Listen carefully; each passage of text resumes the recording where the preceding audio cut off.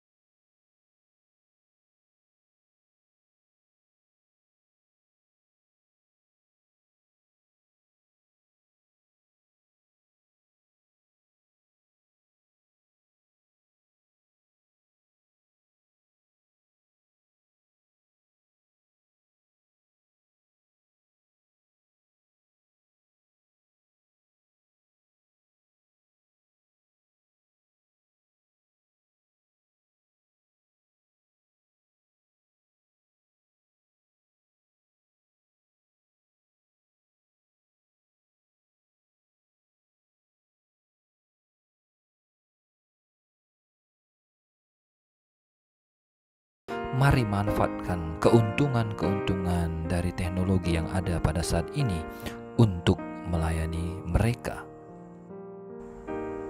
Dan yang kedua, Bapak Ibu Saudara, Allah memberikan kepada kita akal budi dalam mengusahakan dan mengelola ciptaannya. Bukankah mengelola ciptaannya adalah mandat atau amanat budaya yang diberikan kepada kita manusia? Kita harus mengusahakannya dengan sebaik-baiknya untuk memuliakan Allah. Untuk itu, kita harus menggunakan akal budi kita ini untuk bisa melayani Tuhan dan untuk bisa memuliakan nama Tuhan. Yang ketiga, bahwa Allah yang kita sembah juga adalah Allah yang kreatif. Dan kita adalah gambar Allah yang sempurna. Bukankah Allah menciptakan dunia dari yang tidak ada menjadi ada? Dengan kreativitas Allah, Dia membebaskan bangsa Israel dari Mesir. Dengan kreativitas Allah, Ia berkomunikasi dengan umatnya, yaitu dengan menggunakan berbagai cara. Dia berbicara langsung kepada umatnya melalui penglihatan, melalui mimpi, melalui peristiwa alam, dan melalui anaknya Tuhan Yesus Kristus. Bahkan Tuhan Yesus sendiri mengajar murid-muridnya dengan cara yang kreatif, yakni bercerita dengan perumpamaan. Dia menggunakan alat peraga, dia berdiskusi dan tanya jawab, dan banyak kreativitas lainnya dikerjakan Allah melalui karya Roh Kudus dalam sejarah kehidupan manusia. Kita adalah anak-anak Allah, kita adalah ciptaan Allah, dan kita adalah gambar Allah. Dan kita adalah makhluk yang kreatif. Untuk itu, mari kita yang kreatif ini melayani Allah juga dengan cara yang kreatif, sama seperti Allah kita yang kreatif. Dan pertanyaannya, bagaimana agar kita menjadi kreatif? Mari Bapak Ibu Saudara, secara khusus engkau hamba-hamba Tuhan, jangan pernah berhenti belajar. Baca buku. Kita sekarang diuntungkan dengan internet. Kita bisa belajar dari pengalaman kita atau juga pengalaman orang-orang lain. Presiden Amerika Woodrow Wilson mengatakan, kita jangan hanya menggunakan otak yang kita miliki, tetapi juga semua otak yang dapat kita pinjam. Saudara-saudara, mari belajar dari ide-ide orang lain. Minta pendapat.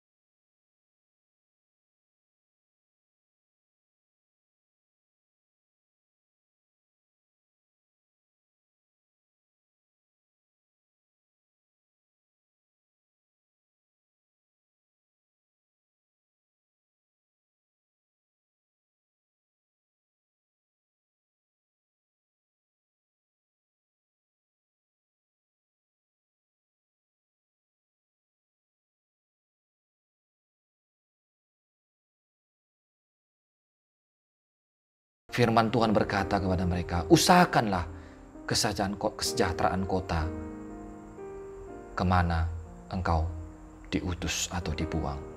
Firman Tuhan juga mengatakan di dalam Keluaran pasal yang keempat ayat yang kedua, Tuhan berfirman kepada Musa, apakah yang ada di tanganmu itu? Jawab Musa, tongkat.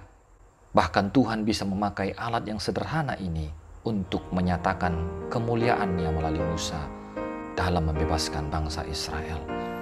Bagaimana dengan saudara-saudara yang saat ini mungkin ada Bapak Ibu saudara yang sudah melayani? Apakah engkau sudah memaksimalkan akal budimu, kreativitasmu di dalam melayani? Apa yang ada di tanganmu? Allah sudah memberikan kepada kita masing-masing karunia-karunia yang berbeda-beda, talenta yang berbeda. kemampuan yang berbeda, potensi yang berbeda, fasilitas, akal budi. Mari kita gunakan semua yang kita miliki untuk melayani Tuhan dengan kreatif, agar nama Tuhan dipermuliakan. Kiranya Tuhan Yesus memberkati kita sekalian, dan marilah kita melayani Dia dengan cara-cara yang kreatif, sekalipun sepertinya sulit, tetapi Tuhan akan menolong Bapak, Ibu, Saudara, dan saya. Amin.